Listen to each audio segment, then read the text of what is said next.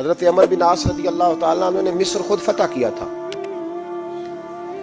خود فاتح تھے. حضرت عمر نے انہیں گورنر مصر بنا دیا. ان کا بیٹا ایک عام آدمی کے بیٹے کو کہنے لگا چلو اپنا اپنا گھوڑا دوڑاتے ہیں، بھلا کون جیتتا ہے. گھوڑے دوڑے، عام آدمی کا بیٹا جیت گیا. گورنر صاحب کے بیٹے نے درہ اٹھایا اور درہ اٹھا کر کے اس جیتنے والے غریب آدمی کی کمر پہ درے مارے. اس کو جب درے لگے تو بیٹے نے گھر آ کے باپ کو اپنی لہو لوہان کمر دکھائی. باپ کے دل میں بڑی قدر ہوتی ہے اولاد کی. درجے تو لوگ ماں کے بیان کرتے رہتے ہیں، لیکن جتنا باپ پیار کرتا ہے اس کا بھی تقاضا کوئی کر نہیں سکتا. والد نے جب دیکھا نا لہو لوہان ہے گردن، تو والد چیخے، روئے، اور پھر پتہ نہیں اگلے 1.5 منٹ میں اس بچے کے والد کو کیا ہوا. اس نے آنسو پونچھے اور بیٹے کو کہنے لگا میرے گھوڑے کے پیچھے بیٹھ. کدھر جانا ہے؟ فرمانے لگے یہ ظلم کا دور نہیں، یہ عمر کا دور ہے. ہاں ایسی بات ہے کوئی جو مرضی کر جائے؟ بیٹھ میرے گھوڑے پہ. آدھی رات کے وقت پہنچے مدینے اور باہر جا کے وہ آدمی پکارنے لگے، کہنے لگے عمر باہر آؤ، نکلو خوابگاہ سے. جب غریبوں پہ ظلم ہو تو پھر حکمرانوں کو سونے کی اجازت نہیں ہوا کرتی. باہر آؤ. فاروق اعظم آدھی رات کو اٹھ کے آئے. کیا ہوا؟ کہا عمر دیکھ، یہ بیٹا جو میں نے اپنے منہ کے نوالے کھلا کھلا کے پالا ہے، ذرا میرے لال کی پشت دیکھ. تیرے دور حکومت میں یہ حال ہوگا. حضرت فاروق اعظم نے کہا جاؤ بلا کے لاؤ فاتح مصر کو. حضرت عمر بن عاص بیٹے سمیت آئے. جناب فاروق اعظم فرمانے لگے مجمع میں کھڑا کر کے، فرمایا کیوں مارا تو نے اس کو؟ گردن جو گئی. فرمایا تو گورنر کا بیٹا تھا اس لیے مارا ہے؟ اس غریب آدمی کے بچے کو کہا درے پکڑ اور گورنر کے بیٹے کو اس کے سامنے مار، اور اتنے مار کے اسے سمجھ آئے. جب اس کو درے لگ رہے تھے تو لوگ دیکھ رہے تھے.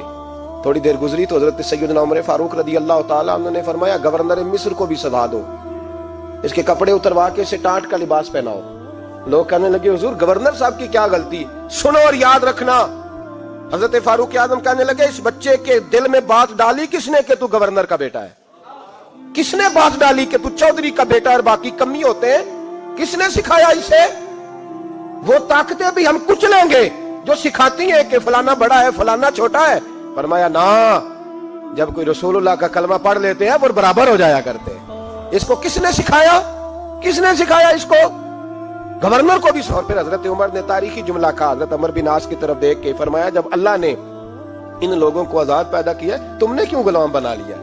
جب رب نے آزاد پیدا کیا تم نے کیوں غلام بنایا ہے؟ عزیزو یاد رکھو جب انصاف کا بول بالا ہوتا ہے پھر کوئی آدمی ڈرتا ہے. یہاں انصاف نہیں ملتا.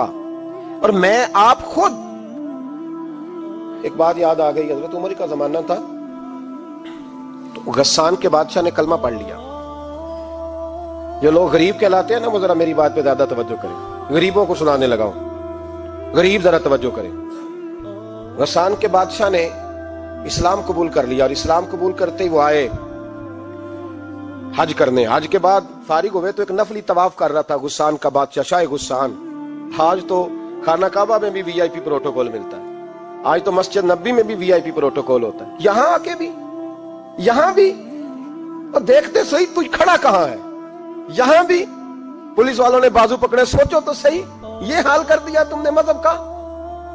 طواف کعبہ ہو رہا ہے اور غسان کے بادشاہ نے جبہ پہنا ہوا ہے باریک اور لمبا. وہ طواف کعبہ کر رہا تھا تو ایک غریب آدمی کا پیر اس کے جبے پہ آ گیا. جب پیر آیا تو اس نے پلٹ کے غریب کے منہ پہ تھپڑ مارا. جب تھپڑ مارا تو اس غریب نے سیدنا فاروق اعظم کی عدالت میں مقدمہ کر دیا. کہا بادشاہ نے تھپڑ مارا ہے. حضرت عمر فاروق رضی اللہ تعالیٰ عنہ نے بادشاہ کو بلایا. فرمایا تو نے اس غریب کو مارا ہے؟ کہا جناب اس نے پیر رکھا تھا. تو فرمایا پیر رکھا تھا تو کیا ہو گیا؟ تو نے کیوں لمبا جبہ پہنا تھا؟ تجھے سمٹ کے چلنا چاہیے تھا. کہا میرے لیے حکم کیا ہے؟ حضرت عمر کہنے لگے یہاں اسے رات میں راضی کر لے، ورنہ صبح اسی جگہ اسی کونے میں خانہ کعبہ کے سائے میں وہ غریب تیرے منہ پہ تھپڑ مارے گا اور تجھے تھپڑ کھانا پڑے گا. غریبوں سنو سنو، ساری رات وہ غسان کا بادشاہ غریب کی منت کرتا رہا تو راضی ہو جا. غریبوں تم سے شکوہ ہے، تم 2-4 لاکھ پہ راضی ہو جاتے ہو. غریبوں تم سے شکوہ ہے، تم انصاف ہونے نہیں دیتے. غریبوں تم تھوڑی تھوڑی بات پہ مطمئن ہو جاتے ہو. تھوڑی تھوڑی بات، جتنے غریب تن ہیں لباسوں سے دور دور اتنی ہی چادریں میں مزاروں سے چھین لوں، اور جتنے غریب گھر ہیں اجالوں سے دور دور اتنی ہی روشنی میں ستاروں سے چھین لوں. اتنی تو ہمتیں ہو میری کم سے کم بلند کہ شاہوں کے تاج فقط اشاروں سے چھین لوں. تمہاری زیادتی ہے, تم نے ظلم پروان چڑھایا ہے. جب تم چودھری کے کہنے پر ایم این اے کے کہنے پہ راضی ہو جاتے ہو, تم انصاف ہونے نہیں دیتے. ڈٹنا سیکھو, کھڑے ہونا سیکھو. جب اسے کہا نا راضی ہو جا, تو وہ غریب کہنے لگا میں راضی ہو جاؤں اور کل تو کسی اور کو بھی تھپڑ مارے. فرمایا جتنی تیرے پاس دولت ہے لا کے قدموں میں رکھ. ہم دولتوں کی پرواہ اس لیے نہیں کرتے کہ ہم نے محمد عربی کا چہرہ دیکھا ہوا ہے. اب میری نگاہوں میں جچتا نہیں کوئی, اس لیے کہ جیسے میرے محبوب ہیں ویسا نہیں. تم اثر لینا چھوڑ دو, تم اثر بڑا لیتے ہو. ہاں تمہارے اوپر چیزیں اثر انداز ہوتی ہیں, اس لیے انصاف نہیں ہوتا. ڈٹنا سیکھو, کھڑے ہونا سیکھو. جو بھائی ڈٹ جاتا ہے نا وہ بڑے کمال کر جایا کرتا ہے. ساری رات مناتا رہا. حضرت عمر سے کہنے لگا وہ نہیں مانتا, تو جناب عمر کہنے لگا پھر تیاری کر لے. ہم بادشاہ نہیں دیکھیں گے, دولت نہیں دیکھیں گے, ہم رسول اللہ کا دین دیکھیں گے, ہم نبی پاک کا نظام دیکھیں گے. وہ بادشاہ رات کو دوڑ گیا, بھاگ گیا, جا کے عیسائی ہو گیا. لوگوں نے کہا اتنا قیمتی آدمی عمر نے ضائع کر دیا. فرمایا چپ کرو, میں نے کوئی چیز ضائع نہیں کی, میں نے تو اپنے رسول کا دین بچا لیا ہے. کوئی شے ضائع نہیں ہوئی. عدل جب تک میں پھر کہوں گا, اس عدل کے نقصان میں ہر آدمی برابر کا شریک ہے. ہم عدل ہونے نہیں دیتے, ہم عدل قائم نہیں کرتے. ہمارا تقاضا ہی نہیں کہ عدل ہو, ہم اپنے آپ کو عدل کے لیے پیش ہی نہیں کرتے, مزاج ہی نہیں. حضرت علی المرتضی ایک جری انسان تھے, اور وہ علی تھے جن پر انسانیت رشک کرتی ہے. اور مولا علی وہ ہستی تھے کہ میرے مصطفیٰ کریم صلی اللہ تعالی علیہ وسلم نے فرمایا اس کے دیدار کو تو فرشتے بھی آیا کرتے ہیں. نا بڑا آدمی, اور پھر امیر المومنین خلیفۃ المسلمین حضرت علی. خود مولا علی نے حضرت قاضی شریح کو قاضی بنایا, چیف جسٹس بنایا, اپنے ہاتھوں سے تعیناتی کی. حضرت مولا علی رضی اللہ تعالیٰ عنہ کی زرہ گم ہو گئی. کافی دیر گزر گئی تو ایک یہودی کے پاس وہ زرہ آپ کو نظر آئی. حضرت علی نے ڈائریکٹ اس سے چھین نہیں لیا, حالانکہ امیر المومنین تھے. ہمارے ہاں ڈنڈا بھی بڑا چلتا ہے نا, جو طاقتور ہوتا ہے وہ تو تھانے جاتا ہی نہیں, اس کو ضرورت نہیں, اس نے تو بندے رکھے ہوئے ہیں, اس کو تو پتہ ہے کام کیسے لینا ہے. لیکن حضرت علی نے آئینی رستہ اختیار کیا, قانونی رستہ. قاضی صاحب کی عدالت میں مقدمہ کیا کہ فلاں یہودی کے پاس میری زرہ ہے اور وہ چوری ہو گئی تھی, گر گئی تھی, گم گئی تھی, مجھے دلائی جائے. قاضی صاحب نے بلا لیا یہودی کو, امیر المومنین بھی کٹہرے میں. قاضی صاحب کہنے لگے اس سے کہ زرہ تیری ہے؟ اس نے کہا جی میرے پاس ہے تو میری ہے. قاضی صاحب کہنے لگے حضرت علی سے گواہ آپ کو دینے پڑیں گے کیونکہ مقدمہ آپ نے کیا ہے, اگرچہ وہ امیر المومنین ہے. توجہ ہے بھائیوں کی, سمجھ آ رہی ہے باتوں کی؟ گواہ امیر المومنین آپ نے دینے ہیں کیونکہ مقدمہ آپ نے دائر کیا. تو حضرت علی کہنے لگے میرا بیٹا حسن گواہی دے گا کہ میری ہے, اور میرا غلام کمبر گواہی دے گا. قاضی صاحب کہنے لگے حضور ان کی گواہی درست تو ہے پر میں نہیں تسلیم کرتا, اس لیے کہ بیٹے تو باپ کے حق میں بولا ہی کرتے ہیں, نوکر تو آقاؤں کے حق میں بولتے ہی ہیں. جائیں کوئی غیر جانبدار بندہ لے کے آئے جو گواہی دے.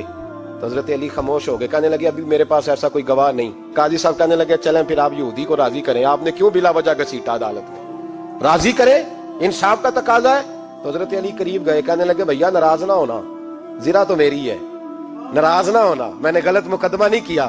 وہ علیحدہ بات ہے کہ میرے پاس گواہ نہیں تو میں کوئی بے انصافی نہیں کر سکتا, تو میرے ساتھ چل تجھے کھجوروں کا حلوہ کھلاتا ہوں تاکہ تو راضی ہو جائے. وہ یہودی کہنے لگا میں نے قاضی صاحب کا انصاف دیکھا اور جناب علی کا انصاف کے لیے کھڑا ہونے دیکھا تو میں مولا علی کے قدموں میں بیٹھ گیا. میں نے کہا علی جب تیری یہ شان ہے تو محمد عربی کا کیا مقام ہوگا. میں نے کلمہ پڑھنا شروع کر دیا. دیکھیں نا تقاضا پورا کیا ہے حضرت علی نے.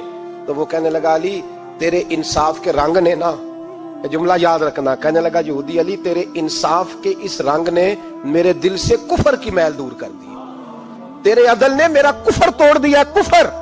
لیکن شرط دیکھیں نا, غریب آدمی ابو ایوب انصاری, ماڑے بندے, اب تو پیر اور مولوی بھی گنجائش نہیں نہ دیتا کسی کو بولنے کی. تو سیاستدان تو اللہ کی پناہ, وہ تو پتہ نہیں کس طرح سوتے ہیں رات کو, اللہ ہی جانتا ہے. پتہ نہیں کس طرح اپنے آپ کو مطمئن کر کے وہ زندگیاں گزار رہے ہیں, خدا ہی بہتر جانتا ہے.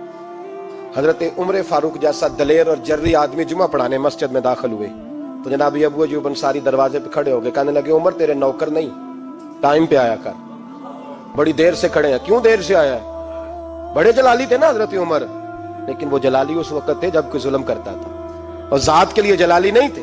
کب وقت پہ آیا کر, کو ملازم نہیں تیرے. تو سیدنا فاروق اعظم منبر پہ چڑھے اور فرمانے لگے اللہ ابو ایوب انصاری کا بھلا کرے، جب تک اس طرح کے لوگ موجود ہیں کوئی بادشاہ بگڑے گا نہیں، اللہ اس کا بھلا کرے، اس نے میری توجہ صحیح۔ اور پھر عمر رو پڑے، رو کے فرمانے لگے مسلمانوں معاف کر دو، غلطی کوئی نہیں، میرے پاس کرتا ایک ہی ہے، اور عبداللہ کی ماں نے وہ دھو کے خشک ہونے کو ڈال دیا تھا، غریب ہوں، کرتا دوسرا کوئی نہیں، تو وہ ذرا نا خشک ہونے میں آ کے دیکھ لو ابھی بھی گیلا ہے، مجھے معاف کر دو، میری غلطی نہیں ہے۔ صحابہ درد کے ساتھ رونے لگے اور کہنے لگے اللہ اس طرح کے حکمران ہمیشہ عطا کرتا رہے۔ میرے بھائی تو انصاف کا رنگ تو دے، ان تقاضوں کو سمجھنا۔ یہاں کسی کی جرت ہے بول سکے، طاقت ہے کسی کی، لیکن انہوں نے اپنے آپ کو پیش کیا، سامنے پیش کیا۔